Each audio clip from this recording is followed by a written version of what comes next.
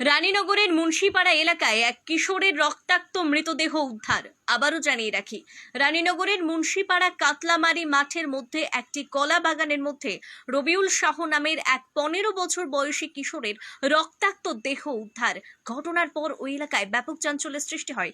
খুনের অভিযোগ তুলেছেন পরিবারের সদস্যরা। পরিবার সূত্রে জানা গেছে, আজ বুধবার সকাল 9টা নাগাদ গবাদি পশুর ঘাস কাটার জন্য বাড়ি থেকে বেরিয়ে যায় রবিউল শাহ। তারপর অনেক দেরি হলেও বাড়িতে না আসায় খোঁজ শুরু করে পরিবারের সদস্যরা।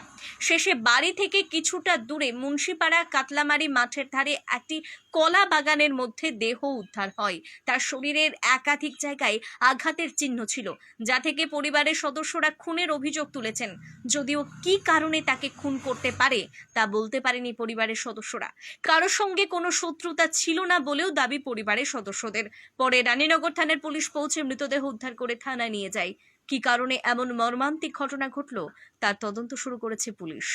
ব্যুরো রিপোর্ট, আজকাল বার্তা। 9:30 কি বলে বেরিয়েছিল? প্রতিদিন যায়?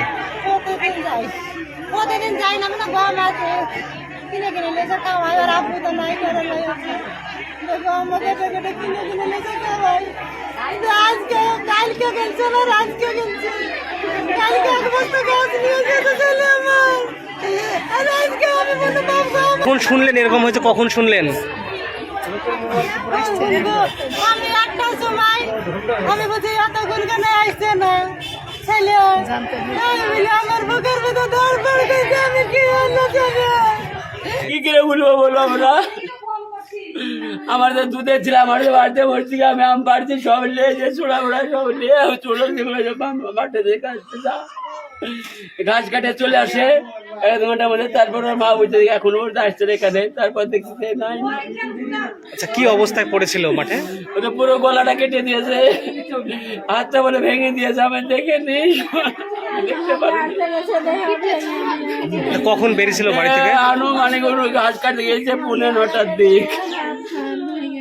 আর কখন শুনতে পেয়েছেন? আমরা কটা বাজে কালো তাই তখন খোঁজাখুঁজি করার পর দেখা যাচ্ছে ওখানে পড়ে আছে এইভাবে। তাদের শত্রুতা ছিল না, অসব আমাদের কারোর সাথে নাই গো। কি দেখলেন ওখানে? ওই তো পড়ে আছে, কেমন অবস্থায় পড়েছিল? এ তখন সাথিয়ে ছিল, আর ডাইন পাখানে নেকুতিয়ে ছিল, আর 2 হাত পিঠের তবে ছিল, এইভাবে ছিল। আচ্ছা, হাত টাত কি বাধা ছিল, এরকম কিছু ছিল? ছিল না, আমরা ছিল এরকম। তারপর কি করলেন? দেখে আমি চলে আনো, ওরা থামতে পারবে, ওখানে আমি মারি ফেলেছে তাই মনে হচ্ছে।